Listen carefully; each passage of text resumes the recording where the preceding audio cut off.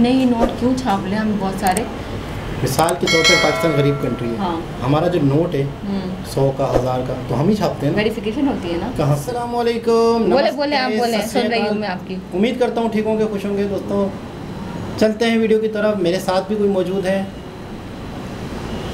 बता दो कौन है। अस्सलाम वालेकुम, नमस्ते। ये हैं सवेरा। सवेरा मौजूद है। सवेरा मौजूद है। ओके, अस्सलाम वालेकुम, नमस्ते, सत श्री अकाल। मैं हूँ सवेरा खान। तो चलते हैं वीडियो की तरफ, करते हैं बहुत सारी बातें। So let's go. दोस्तों वीडियो का टाइटल है India bring back 102 ton gold from bank of England. अच्छा, अपना 102 टन का गोल्ड वापस लिया इंग्लैंड से, यानी कि किसी ज़माने में शायद जो दिया था 1980 में, शायद वो वाला है। क्या है, देखते हैं इस वीडियो में क्या डिटेल है। नमस्कार, वेलकम टू स्टडी IQ। मैं हूं प्रशांत धवन। नाउ यहाँ पे आप लोग बिल्कुल ठीक पढ़ रहे हैं। भारत फिर से अपना बहुत सारा सोना वापस ले आया है फ्रॉम इंग्लैंड। आपको इस न्यूज़ के बारे में थोड़ा बहुत याद होगा कि आज से कुछ महीने पहले, 4-5 महीने पहले मैंने ये वीडियो करी थी अपलोड, जहाँ पे मैंने आपको ये बताया था कि RBI ने 1 लाख केजी गोल्ड हम लोग वापस ले आए हैं बैंक ऑफ इंग्लैंड से। सोना हमारा है, सरकार को बिलोंग करता है, मगर किसी वजह से, आप कह लीजिए सिक्योरिटी रीजन की वजह से, हम ये सुना रखते थे यूके के बैंक ऑफ इंग्लैंड में। हमारा सोना उनके बैंक में पड़ा है और हम बैंक ऑफ इंग्लैंड को हर साल पैसा भी देते थे क्योंकि आप लोग हमारे सोने की रखवाली कर रहे हैं। एम्बैरेसिंग था, मैं कहूंगा, इंडिया जैसे इंपॉर्टेंट कंट्री के लिए जो अपने आप में एक वर्ल्ड पावर बनने का सपना देखता है, कि हम लोगों को इतना कॉन्फिडेंस भी नहीं है कि फिजिकल फॉर्म में अपना 1 लाख केजी गोल्ड हम अपने देश में रख पाए। तो कुछ महीने पहले भारत 100 टन जो ये सोना है ये वापस ले आया था इंडिया। और अब हम देख रहे हैं कि फिर से कुछ दिन पहले RBI चुपचाप ना हो, ये जो अब काम किया जा रहा है बहुत ही सीक्रेटली होता है। जब ये काम कंप्लीट हो जाता है उसके बाद RBI बस देश को बता देता है कि फिर से 1 लाख केजी गोल्ड हम यूके के बैंक ऑफ इंग्लैंड से वापस भारत में ले आए हैं।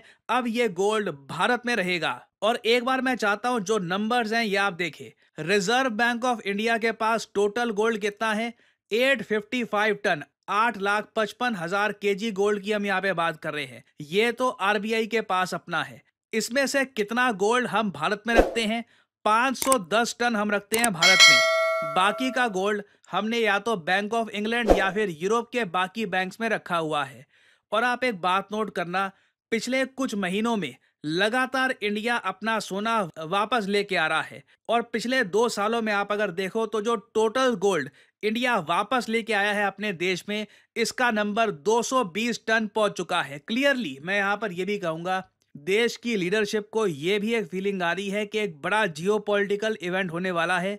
समय आ चुका है कि भारत अपना गोल्ड अपने पास ही रखे, क्योंकि याद रखिएगा ये गोल्ड पूरे भारत का है, हम सब का है। जो प्राइवेटली हेल्ड गोल्ड इंडिया में है वो तो देखिए अलग ही लेवल पे होगा। वो बताया जाता है कि उसको आप अगर काउंट करोगे तो इंडिया से ज्यादा गोल्ड पूरी दुनिया में आपको किसी देश में नहीं मिलेगा। बट जो सरकारी सेंट्रल बैंक है वहां पर सरकार जितना सोना रखती है उसके हिसाब से अगर हम देखें तो भारत आता है रैंक 8 पर। रिसेंटली हम जापान से भी आगे निकल गए थे गोल्ड होल्डिंग के मामले में। जापान के पास भी उतना गोल्ड आज के समय सेंट्रल बैंक में नहीं है जितना भारत के पास है। भारत के ऊपर सीधा है स्विट्जरलैंड। मैं सरप्राइज नहीं होऊंगा जिस तरीके से भारत सरकार लगातार सोना परचेज कर रही है और साथ ही साथ खुद का सोना भारत में ही रखने का जो प्रयास किया जा रहा है। इंडिया बहुत ही जल्द 1,000 मेट्रिक टन सोना अपने पास रखेगा। उस केस में पॉसिबिलिटी बहुत हाई है कि हम स्विट्जरलैंड से भी आगे निकल जाएंगे गोल्ड स्टोरेज के मामले में। चाइना हमसे बहुत ज़्यादा आगे है।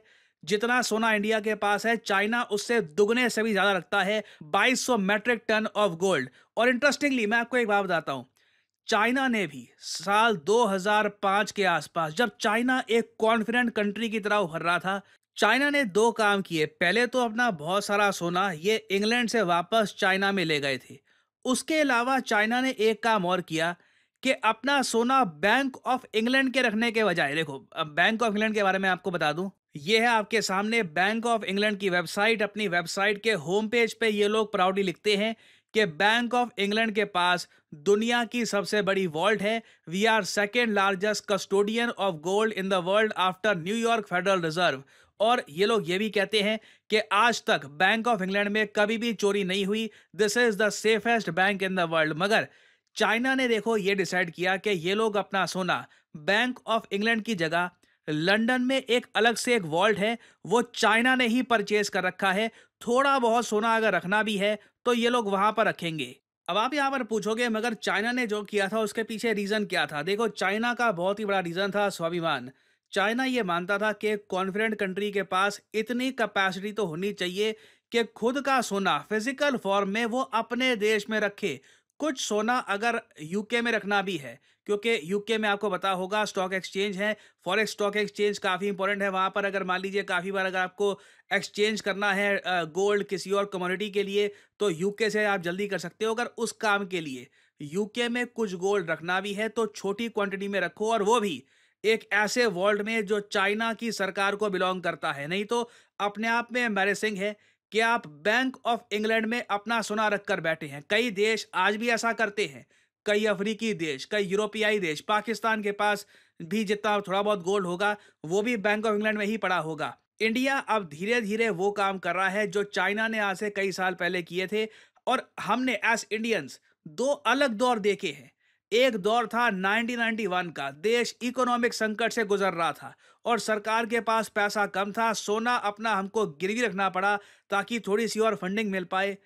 तब से लेकर अब तक 2024 में हम अपना सोना वापस ला रहे हैं। ये अगेन वो सोना नहीं है जो हमने गिरवी रखा था 1991 में, वो केस अलग है, वो खत्म हो गया। बट मैं आपको बता रहा हूं कि जो सोना आरबीआई परचेज करके बैंक ऑफ इंग्लैंड में रखता था, और एम्बैरेसिंग बात देखिए, फिर हर साल हम बैंक ऑफ इंग्लैंड को पेमेंट करते थे क्योंकि वो काफी हद तक प्रोटेक्शन कर रहे हैं हमारे गोल्ड की।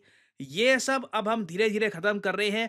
अपना गोल्ड हम अपने देश में ही रखेंगे ना। इसके पीछे क्या एक बड़ा रीजन ये भी है कि जिस तरीके से G7 कंट्रीज ने रशिया के जो फॉरेन एक्सचेंज रिजर्व्स थे इनको धर लिया और यूक्रेन को बांट दिया, क्या इससे आज के समय G7 कंट्रीज पर से भरोसा काफी हद तक कम हो चुका है? मैं कहूंगा हाँ, बिल्कुल।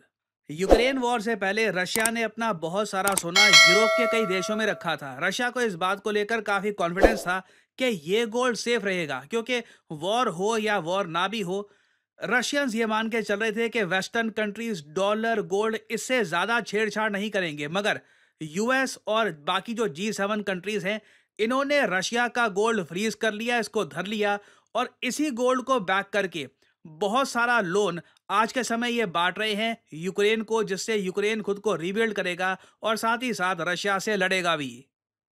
नाउ रशिया के अलावा देखो, मैं कहूंगा वेनेजुएला एक और कंट्री है जिसके साथ और खराब हुआ। ये एग्जांपल्स आपके लिए जानना बहुत इंपॉर्टेंट है। इतनी डिटेल में मुझे लगता नहीं है कि कोई आपको बताएगा कि क्या क्या इवेंट्स हुए हैं। देखो, वेनेजुएला देश ने भी भारत की ही तरह अगेन बैंक ऑफ इंग्लैंड में गोल्ड रखना बहुत कॉमन है। भारत समेत कई कंट्रीज हैं जो ये करते हैं। वेनेजुएला ने भी अपना बहुत सारा सोना जो इन्होंने ऑयल बेच बेच कर कमाया था, ये बैंक ऑफ इंग्लैंड में रखा था। वेनेजुएला ने किसी कंट्री पे अटैक नहीं किया, वेनेजुएला ने कोई वॉर डिक्लेयर नहीं करी, मगर पश्चिमी देशों ने यह कहा कि जिस तरीके से प्रेसिडेंट मदुरो, जो वेनेजुएला के प्रेसिडेंट हैं, ये इलेक्शन जीते हैं, ये गलत है। वेस्टर्न कंट्रीज के हिसाब से वेनेजुएला के इलेक्शंस में धांधली हुई है और निकोलस मदुरो गलत तरीके से पावर पकड़ के बैठे हैं।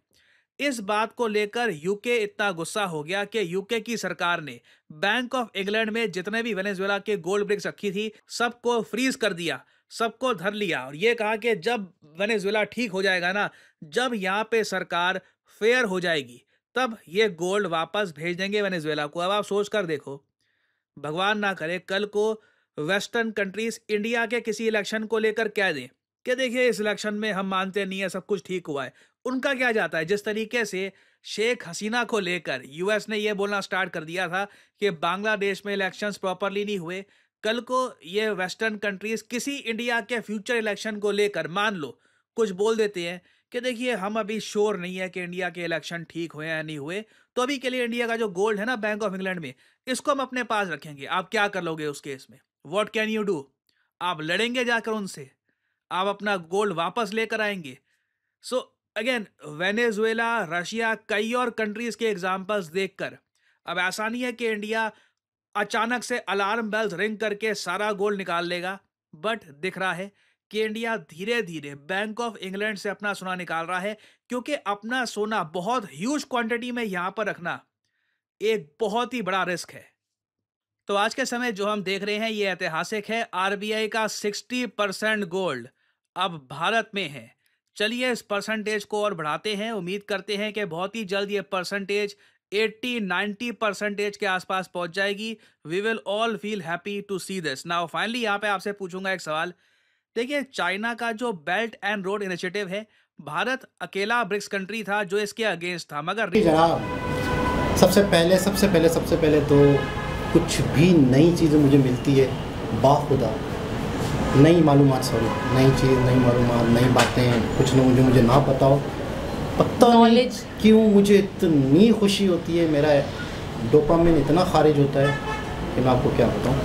अब जैसे अक्सर लोगों को ये तक नहीं पता, मैं अभी इनसे भी पूछूंगा कि जैसे एक शख्स, एक गरीब कंट्री है, वो कंट्री जो मुझे भी नहीं पता था किसी पाकिस्तान नहीं है, कोई भी गरीब कंट्री है, वो ऐसे अमीर हो सकता है। कैसे? बहुत सारे नोट छाप ले। नहीं, क्यों नहीं छापते? कैसे छाप लें? अपने ही नोट हम बहुत सारे छाप लें तो अमीर हो सकते हैं। सोचे कभी इस बारे में? नहीं, अपने ही नोट क्यों छाप लें हम बहुत सारे? मिसाल के तौर पे पाकिस्तान गरीब कंट्री है, हाँ। हमारा जो नोट है 100 का, 1000 का, तो हम ही छापते हैं ना। वेरिफिकेशन होती है ना। कहाँ से? ये तो नहीं मालूम मुझे, लेकिन वेरिफिकेशन होती है। आप अभी अपने दिमाग से ना अनुभव कर रही हैं कि यार कहीं ना कहीं तो कोई गड़बड़ होगी। वेरिफिकेशन होती है। नहीं, वेरिफिकेशन होती है। क्यों नहीं होती है? क्या मतलब? अगर इस तरह कुछ और बात है, नहीं होती।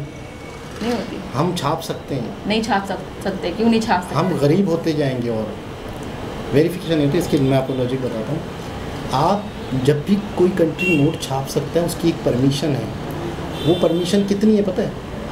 उस कंट्री के पास गोल्ड कितना है, उसके कैलकुलेशन के हिसाब से वो नोट छाप सकता है। तो यानी कोई कंट्री की अमीरी या गरीबी उसके गोल्ड से डिपेंड करती है। आपके पास गोल्ड कितना है। अब एक कंट्री गरीब है तो बहुत सारे नोट छाप के अमीर हो जाए। मिसाल के तौर पर हमारे यहाँ 300 रुपये का डॉलर है, तो हम अपने ही नोट बहुत सारे छाप के डॉलर ले लें उनसे, तो हम अमीर हो जाएं।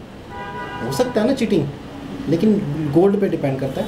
तो आज मुझे पता चला कि इंडिया के पास 850 तकरीबन 850 टन गोल्ड और इसमें से 500 अपने पास रखा है, बाकी का।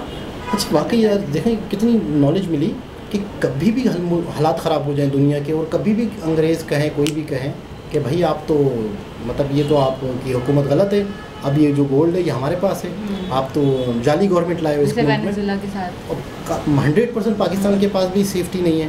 पाकिस्तान का भी कुछ ना कुछ तो पाकिस्तान ने भी तो इंग्लैंड में रखवाया हुआ, इसने बोला तो हाँ परेशान होगा थोड़ा बहुत चुना मुन्ना सा, तो वही रखवाया हुआ है। पूरी दुनिया ने, क्योंकि सेफ है वो। पाकिस्तान का वक्त तो 100% हो गई।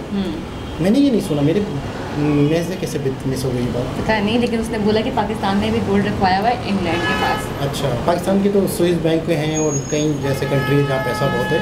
तो कहने का मतलब ये है कि वाकई आज इंडिया इतना शक्तिशाली, या इंडिया को अपने ऊपर इतना कॉन्फिडेंस हो गया है, या इंडिया इतना मजबूत कंट्री हो गया है कि अब उसे ज़रूरत नहीं है कि हमारा गोल्ड कहीं और पड़ा हो। इन शॉर्ट इस वीडियो का पूरा निचोड़ ये निकलता है। रशिया का गोल्ड फ्रीज कर लिया उन्होंने। वेनेजुएला वो कंट्री है जहाँ दुनिया का सबसे ज़्यादा ऑयल निकलता है, हमें ये भी नहीं पता था। ऑयल बेच के अमीर होगा, तो उसका गोल्ड भी वहाँ पड़ा हुआ है, तो वो भी उसके साथ भी ज़्यादती की गई। अच्छा, ये जो बड़े बड़े कंट्रीज़ हैं, ये जो सेव करते हैं लोगों के पैसे, स्विस बैंक है, ये कभी भी आपका पैसा हड़प कर सकते हैं। मतलब हालात ख़राब होने पे, मतलब ये हमारे पैसे को सेव तो करते हैं, उसका रेंट भी लेते हैं, उसका टैक्स भी लेते हैं हमसे, और अगर कल को गड़बड़ हो जाए तो ये तो प्रॉफिट में ही रहे यार। मतलब बड़े बड़े कंट्रीज़ आज जो डेवलप हैं, उन्होंने वो काम कर रहे हैं जिनसे रातों रात अमीर हो जाओ। ऐसा ही है, मतलब रातों रात अमीर हो जाओ। और हम डेवलप देश जो हैं वो हम गधा मजदूरी कर रहे हैं, और गधा मजदूरी करते रहेंगे हमारी आने वाली नस्लें भी। वो लोग मतलब चालाकी से चल रहे हैं, मुझे तो ऐसा लग रहा है। तो इंडिया वापस गोल्ड ला रहा है, तो ये बहुत अच्छा इनिशिएटिव है, खुशी की खबर है, बहुत बड़ी खबर है, हमारी नॉलेज में भी इजाफा होगा। बिल्कुल ऐसा ही है। मतलब इंडिया दिवाली के मौके पे इंडिया को बहुत सारी खुशखबरियाँ मिल रही हैं। बिल्कुल ऐसा ही, क्योंकि वो कौन सा स्पेन ने जो वो 100 जहाज, बिलियन हाँ, डॉलर का 100 और बिलियन, जहाँ हाँ वो इनका एक वो भी आ रहा है, प्रोजेक्ट भी आ रहा है। इसके अलावा बहुत सारी खुशखबरियाँ एक साथ और दिवाली वाले के दिन मौके भी पे ही आ नरेंद्र रही है। मोदी जी का भी बयान सुनेंगे, वो क्या कहते हैं, दोबारा किसी और के साथ आप साड़ी भी पहनेंगी, दोबारा हाँ। किसी और के साथ साड़ी का कलर तो बता दें। धानी, धानी हर किसी को नहीं मालूम होता, उनको पता होगा क्योंकि उनका कल्चर में मेरा साड़ी है। धानी, तो चलते हैं मैं नेक्स्ट तेरा वीडियो की तरफ। धनी। धनी क्या होता है? धनी पैसे वाला। दोबारा किसी और के साथ मुलाकात होगी, जब तक के लिए ख्याल रखें, बाय बाय।